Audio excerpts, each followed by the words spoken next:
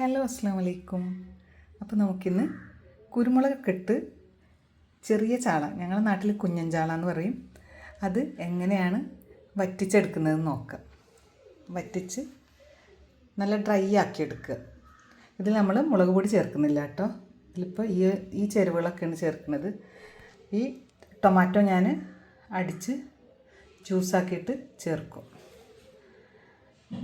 അപ്പോൾ ഇതിന് വേണ്ടി എടുത്തിട്ടുള്ള സാധനങ്ങളൊക്കെ കണ്ടില്ലേ, ഇത് പ്രത്യേകിച്ച് പറയേണ്ട ആവശ്യമില്ല. ഉലുവ, പെരുംജീരകം, കുരുമുളക്, വെളുത്തുള്ളി, ചുവന്നുള്ളി. സബോള ഇതിൽ ചേർക്കില്ല കേട്ടോ. ഇങ്ങനെയുള്ള കറികളൊന്നും വെക്കുമ്പോൾ സബോള ചേർക്കാറില്ല. മഞ്ഞൾപ്പൊടി, ഇഞ്ചി, ഒരു ടൊമാറ്റോ എടുത്തിട്ടുണ്ട്, അതുപോലെ കറി ലീവ്സും എടുത്തിട്ടുണ്ട്. നമ്മുടെ ചാളൊക്കെ നന്നായി വൃത്തിയാക്കിയിട്ടോട് വെച്ചിട്ടുണ്ട്. വെളിച്ചെണ്ണ ചൂടായി വന്നപ്പോൾ ഞാനിതിലേക്ക് ഉലുവ ഇടുന്നുണ്ട്.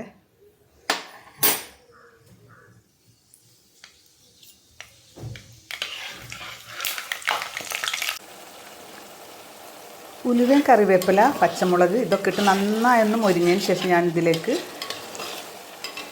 ബാക്കിയുള്ള എല്ലാ ചേരുവകളും കൂടെ മിക്സിയുടെ ജാറിൽ നന്നായിട്ട് അടിച്ചിട്ട് അതിൽ കുറച്ചും കൂടെ കറിവേപ്പിലയും ചേർത്തിരുന്നു കേട്ടോ. അതിന് ശേഷം ഞാൻ ഇതിലേക്ക് ഇട്ട്, ഞാൻ എടുത്ത വീഡിയോ പെട്ടെന്ന് ഡിലീറ്റ് ആയിപ്പോയി, അതാണ് ഞാൻ ഒന്നും കൂടെ പറഞ്ഞത്. അത് നന്നായി ഇതൊന്ന് നമുക്ക് വറ്റിച്ചെടുക്കുക. ആവശ്യത്തിന് ഉപ്പും കൂടെ ചേർത്ത്, മഞ്ഞൾപ്പൊടിയും കൂടെ ആഡ് ചെയ്തിരുന്നു കേട്ടോ. ആവശ്യത്തിന് ഉപ്പും കൂടെ ചേർത്തിട്ട് നമുക്ക് നന്നായിട്ടൊന്നിത് വറ്റിച്ചെടുക്കുക. അതുപോലെ ഞാൻ ഇതിലേക്ക് ചേർക്കുന്നത് പച്ചക്കുടംപുളിയാണ് കേട്ടോ. ഇത് ഫ്രിഡ്ജിൽ കഴിഞ്ഞ വർഷം വെച്ചതാണ് ഞാൻ. എത്ര വർഷം വേണമെങ്കിലും പച്ചക്കുടംപുളി ഫ്രിഡ്ജിൽ വെച്ചാലിരിക്കും. ഞാൻ വെറുതെ ഇങ്ങനെ തന്നെ വെക്കാം, ഉള്ളൊന്നും ക്ലീൻ ആക്കാണ്ട് തന്നെയാണ് ഞാൻ വെക്കാറ്. പിന്നെ നമ്മളെ ഈ പൊടിയല്ല, എന്താ പറയുക, പുക പിടിപ്പിച്ചിട്ടുള്ള പുളിനേക്കാളൊക്കെ എത്രയോ ബെറ്ററാണ് ഈ പച്ചക്കുടംപുളി ഇട്ടിട്ട് നമ്മൾ കറികൾ ഉണ്ടാക്കിക്കഴിഞ്ഞാൽ. നമ്മളെ വയറിനും വളരെ ഉത്തമമായിട്ടുള്ളൊരു സംഭവമാണ് ഈ പച്ചക്കുടംപുളി. ഓക്കെ, നമ്മുടെ ഈ അരപ്പൊക്കെ ഇപ്പോൾ ഒന്ന്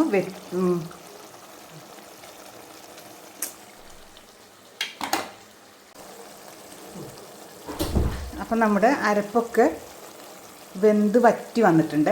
അപ്പോൾ അതിലേക്ക് നമുക്ക് ഈ മീനിട്ട് കൊടുക്കുക. മീനിട്ട് കൊടുത്തതിന് ശേഷം നന്നായി ഒന്ന് എല്ലാം കൂടെ മിക്സ് ചെയ്തിട്ട് നമുക്കത് ഒരു 20 മിനിറ്റ് അങ്ങനെ അടച്ച്, നല്ല ആവി പുറത്ത് പോവാതെ അടച്ച് വെക്കുക. ഇതൊന്ന് സിമ്മിലിട്ടിട്ട് വെച്ചാൽ മതി. നമുക്കിതിലേക്ക് കുറച്ചും കൂടെ പച്ച കറിവേപ്പില ഇട്ട് നന്നായിട്ടൊന്ന് അടച്ച് മൂടി വെക്കുക. അപ്പം നമ്മുടെ പച്ചക്കുരുമുളക് ഇട്ട് വെച്ച മത്തി വറ്റിച്ചത്, കുഞ്ഞൻചാള വറ്റിച്ചത് ഇവിടെ തയ്യാറായിട്ടുണ്ട്. അപ്പോൾ ഇത് എല്ലാവരും ഒന്ന് ട്രൈ ചെയ്ത് നോക്കുക.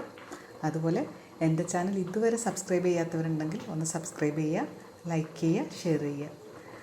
വീണ്ടും പുതിയ വെറൈറ്റി വീഡിയോസുമായിട്ട് ഞാൻ നിങ്ങളുടെ മുന്നിൽ എത്തുന്നതായിരിക്കും.